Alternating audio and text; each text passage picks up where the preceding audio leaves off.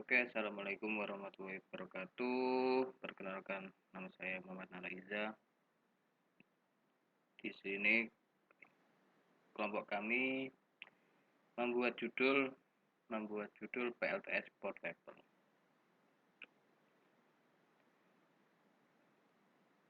Oke, saya sendiri Muhammad Nalaiza, Nurhadi Setiawan, dan Rehan.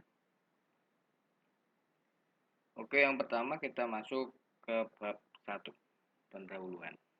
Judul program PLTS Portable, pembangkit listrik tenaga surya, solusi tidak adanya pembangkit listrik dari PLN.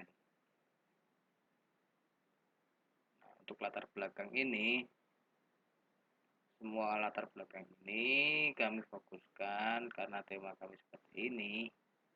Nah, salah satu upaya yang dilakukan untuk menghemat bahan bakar fosil ini adalah dengan memanfaatkan energi lain. Nah, ini salah satu yang kita pikirkan untuk tema PLTS Portable. Oke, masuk ke rumusan masalah. Untuk yang pertama, bagaimana menciptakan alat pembangkit listrik yang ramah lingkungan dengan cara memanfaatkan ketersediaan sumber energi matahari yang tidak terbatas menjadi energi listrik yang lebih bermanfaat untuk masyarakat. Nah, untuk rumusan masalah yang pertama ini biasanya dijumpai banyak kalangan, banyak masyarakat yang mengeluh jika PLN di rumah masing-masing mati. Yang kedua, bagaimana tingkat efektivitas kerja PLTS Portable dalam memenuhi kebutuhan listrik saat sumber listrik PLN tidak ada. Untuk rumusan masalah yang kedua ini,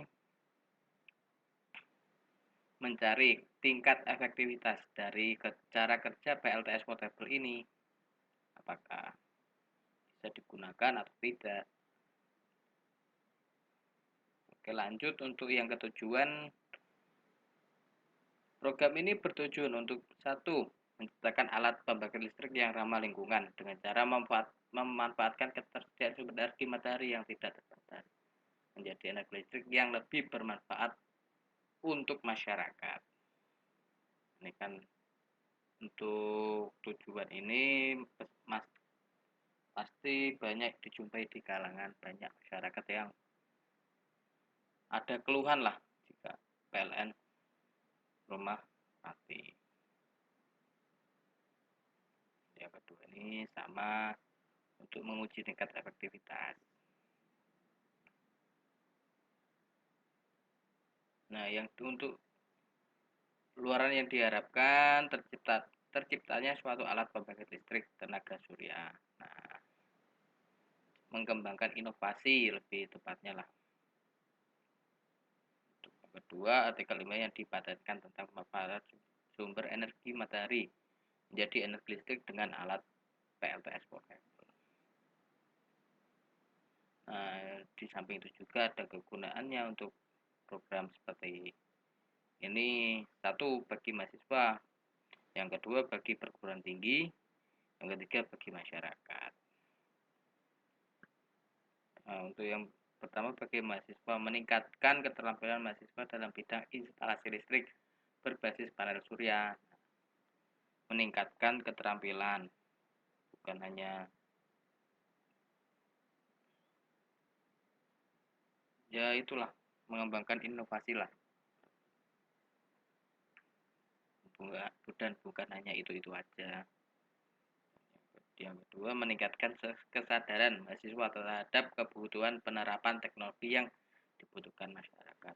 Juga ini mahasiswa juga memikirkan keluhan dapat menciptakan alat, nah, dan sebagainya yang berguna untuk masyarakat.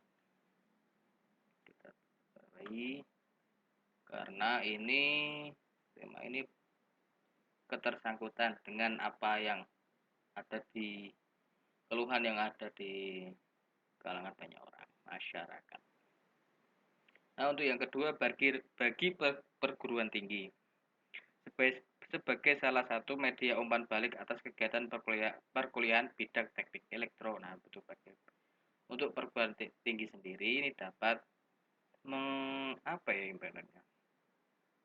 Dapat menambahkan kegiatan perkuliahan. Nah, di bidang teknik elektro maksudnya itu kegiatan perkuliahan di bidang untuk masyarakat sendiri juga.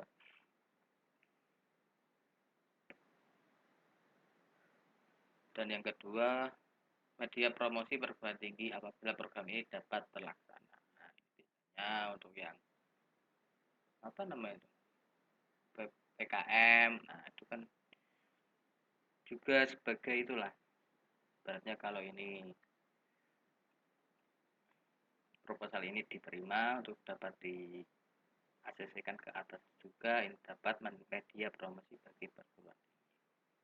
Nah, untuk yang ketiga, bagi masyarakat, memberikan solusi bagi masyarakat agar dapat memudahkan pemerintah dalam menerapkan teknologi panel surya di pelosok Indonesia. Nah, untuk yang poin pertama ini, kita harapkan juga untuk pemerintah agar yang di pelosok ini dapat mendapatkan solusi untuk listrik yang listrik yang susah dijangkau lah. Dan masyarakat bisa menikmati fasilitas listrik ini tersendiri. Nah, untuk yang kedua, menyediakan alat yang efisien dalam membantu PLN. Nah, untuk yang PLN ini, maksudnya PLN ini institusi itu sendiri, agar untuk institusi tersebut dapat lebih efisien lah untuk masyarakat yang pelosok yang susah untuk dijangkau. Nah, seperti itu.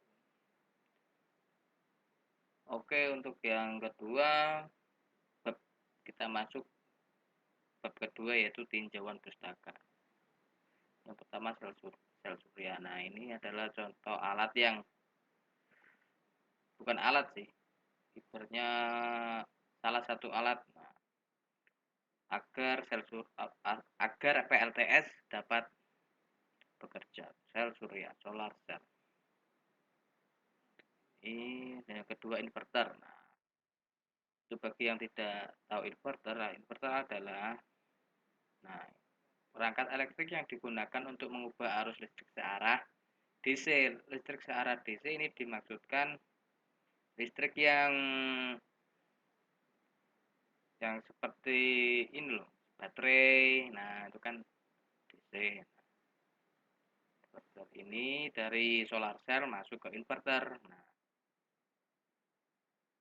menjadi arus bolak-balik AC. Nah, menjadi arus bolak-balik AC ini untuk dapat di kehidupan sehari-hari seperti menyalakan lampu, menyalakan kipas, menyalakan TV, dan lain-lain.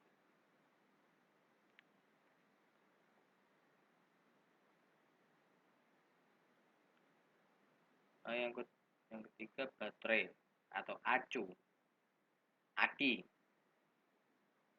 untuk menyimpan sumber listrik yang dihasilkan dalam materi yang digunakan tanpa baterai. Iya, ya untuk itulah solar cell masuk ke baterai acu. Nah, ditampung baterai acu ini masuk ke inverter. Nah, ada solar chain control untuk mengatur jalur kerja solar cell itu tersebut, dan untuk berapa yang masuk ke baterai dapat dikontrol juga. Oke, lanjut ke bab 3 pelaksanaan. Gambaran umum rencana pelaksanaan kegiatan ini dapat dilihat pada diagram alur berikut. Nah, itu di literatur. Yang kedua, perancangan alat. Yang ketiga, pembuatan alat. Yang keempat, pembuatan program kontrol. Yang terakhir, uji coba alat. Nah, yang pertama studi literatur. Studi literatur bertujuan untuk mendapatkan data-data pendukung. Kegiatan data-data tersebut dapat diperoleh melalui buku-buku referensi, jurnal, akses internet, dan berbagai keterangan dari dosen pendamping.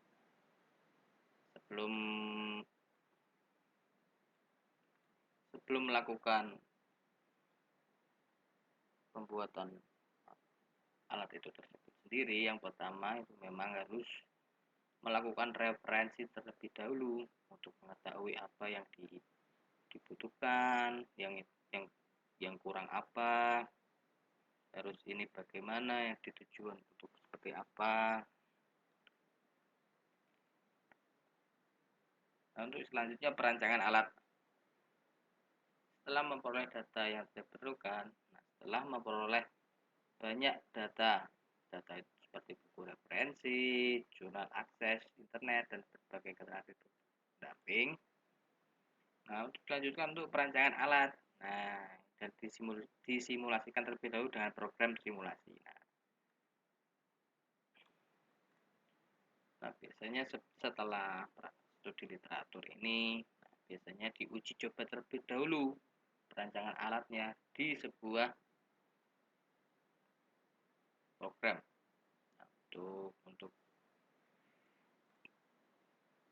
mahasiswa elektro pasti paham lah. Nah, yang ketiga, kita buat pembuatan alat. Pembuatan dilakukan dengan memperhatikan bentuk, ukuran penempatan, rangkaian kontrol, penempatan objek benda kerja, dalam hal ini motor, pemikul, dan rangkaiannya. Nah, di sini adalah yang gimana ya, pembuatan alat ya harus diperhatikan lah, bukan hanya asal jalan, bukan hanya asal jadi saja, tapi harus dilakukan ukuran bentuk, ukuran, penempatan rangkaian, dan lain-lain. Oke, yang keempat ini pembuatan program kontrol. Nah, pembuatan program kontrol tegangan dilakukan setelah rangkaian travel dan motor terpasang. Nah, biasanya ini pembuatan program kontrol ini adalah seperti apa ya, penempatannya lah, ibaratnya membuat apa namanya, penempatannya membuat program di Arduino salah satunya. Nah, yang terakhir uji coba alat. Nah, setelah software dan hardware siap, tahapan selanjutnya adalah melakukan uji coba dan analisa. Nah di sini alat tersebut diuji coba, di trial and error. Nah, kalau ada yang error nanti bisa dimodifikasi lebih baik. Ya, ya memang seperti itulah untuk membuat sebuah alat. Oke, terima kasih. Saya Muhammad Nalaiza. Wassalamualaikum warahmatullahi wabarakatuh. Dan selanjutnya akan dilanjutkan oleh teman saya. Assalamualaikum warahmatullahi wabarakatuh. Saya akan melanjutkan untuk dari teman saya, dari Mas Nala Iza. Bab 4 adalah biaya dan jadwal kegiatan. Yang pertama, anggaran biaya. Jenis pengeluaran yang dikeluarkan adalah 1. Peralatan pendukung senilai Rp5.395.000. Yang kedua, bahan habis pakai Rp475.000. Dan ketiga, perjalanan Rp1.500.000. Dan yang keempat, lain-lain, yaitu Rp1.500.000. Totalnya adalah Rp8.870.000. Yang kedua, jadwal kegiatan atau gancat yang telah kami atau kelompok kami buat adalah yang pertama ada referensi jurnal dengan kode A, durasi 3 minggu, dan predecesornya tidak ada. Yang kedua, kode B, konsultasi dosen pembimbing, durasi 1 minggu, kegiatan terdahulunya adalah A. Dan yang ketiga atau C, itu perancangan alat, durasinya 4 minggu, predecessor atau kegiatan terdahulunya adalah A dan B. Yang keempat yaitu D, pembuatan software selama 4 minggu dan predecesornya adalah C. Dan E, pembuatan hardware selama 6 minggu, predecesornya juga C. Dan selanjutnya F, pembuatan program kontrol selama 3 minggu, predecesornya adalah D dan E. Yang G, uji coba alat selama 4 minggu, predecesornya F. Yang H, pembuatan laporan, predecesornya 2 dan kegiatan terdahulu atau predecesornya G. Untuk Gantt chartnya sebagai berikut yang tertampil di layar. Lalu AON atau alur kegiatannya adalah dimulai dari start, yaitu ada A, lalu ke C, D, F, G, dan H. Lalu ada yang ke B, C, D, F, G, H. Ada juga yang ke A, C, E, F, G, H, dan B, C, E, F, G, H. Dan CPM atau jalur kritis dari yang saya sebutkan tadi adalah sebagai berikut. Untuk jalur pertama A, C, D, E, F, G, H adalah 20. Yang kedua, jalur kedua atau jalur kritisnya ini yang dikasih tanda merah adalah sebesar 22 minggu. Yang ketiga 18 minggu dan yang keempat adalah 20 minggu. Selanjutnya adalah select atau bagian yang dapat digunakan untuk memperkecil jarak atau mempercepatnya dengan menambahkan jam lembur dan sebagainya. Yang pertama adalah total select. Total select adalah jalur kecuali jalur kritis, yaitu jalur kritisnya A, C, E, F, G, H. Jadi selectnya berada di D dan B dan D. Nah, untuk total selectnya adalah sebagai berikut. Jalur B yaitu 3-1, yang B ini 3-1 atau 2-0. Kemudian yang D nya 13-11 atau 9-7, sama-sama 2 hari. Lalu free select-nya berada di jalur antara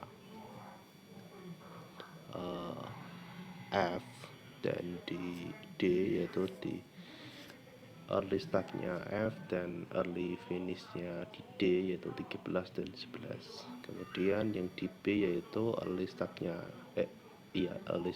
C, yaitu 3, dan early start-nya B yaitu 1. Kemudian flex sudah. Sekian dari saya, kurang lebihnya mohon maaf, dan akan dilanjutkan teman saya.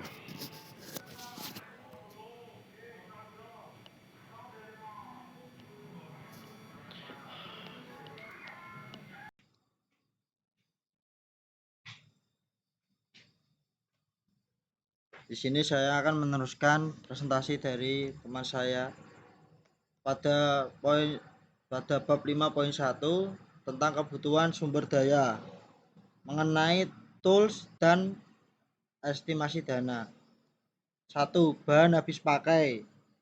Nomor 1. Penyusunan laporan mengenai kertas A4 1 rim sebesar 50.000, ATK sebesar 100.000, tinta printer 2 pak sebesar 60.000, pengadaan laporan 3 per laporannya satuannya 5.000, jumlah 15.000.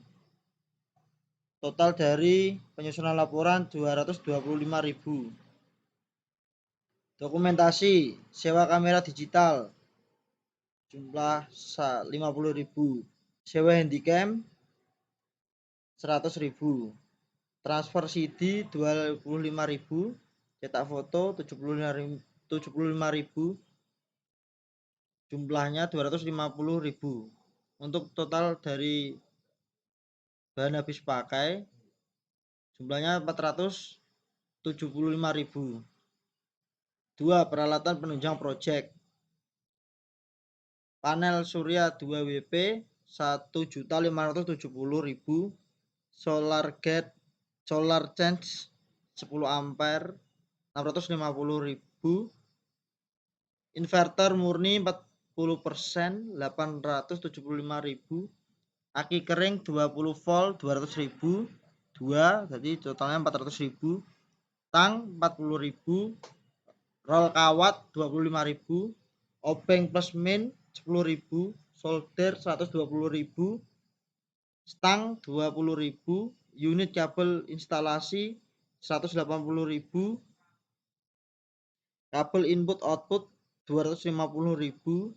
Fiberglass 500.000. Roda kecil aluminium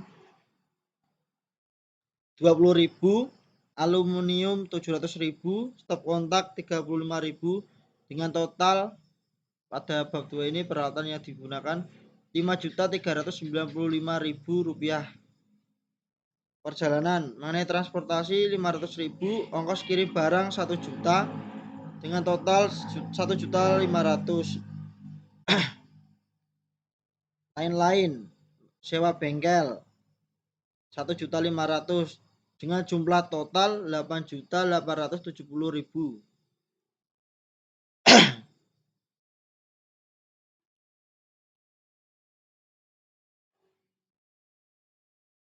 5.2 kebutuhan manusia serta job desk-nya. Pada nomor 1, 1 orang, alokasi waktu 22 minggu, job desk-nya memimpin jalannya project. Yang kedua, jumlahnya 3 orang, alokasi waktunya 3 minggu, mencari referensi jurnal. Nomor 3, jumlahnya 2 orang, alokasi waktunya 1 minggu, job desk-nya konsultasi dengan dosen pembimbing. Yang keempat, jumlah 2 orang, alokasi waktunya 4 minggu, job desk-nya perancangan alat. Nomor 5, jumlah orang 2, alokasi waktu 4 minggu, job desk-nya pembuatan software. Nomor 6, jumlah orang 2 orang, alokasi waktunya 3 minggu, job desk-nya pembuatan program kontrol.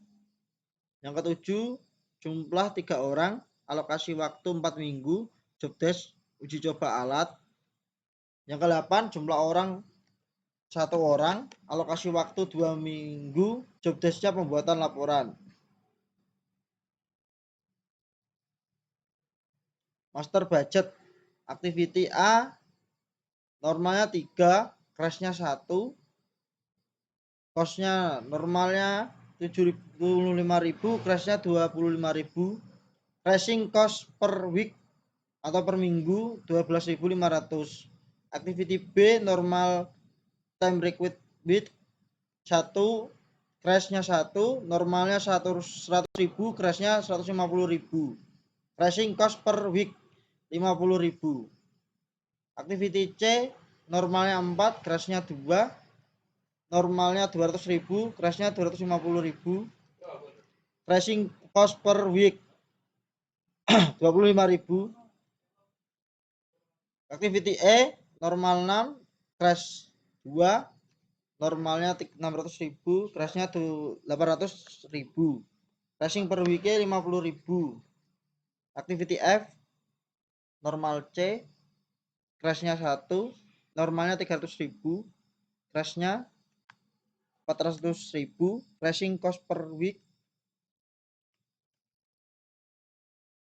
50.000. Activity G normalnya 4, crash-nya 2, normalnya 400.000, crash-nya 500.000, crashing cost per week 50.000. Activity H normalnya 2, crash-nya 1, normalnya 200.000, crash-nya 150.000, crashing cost per week 50.000.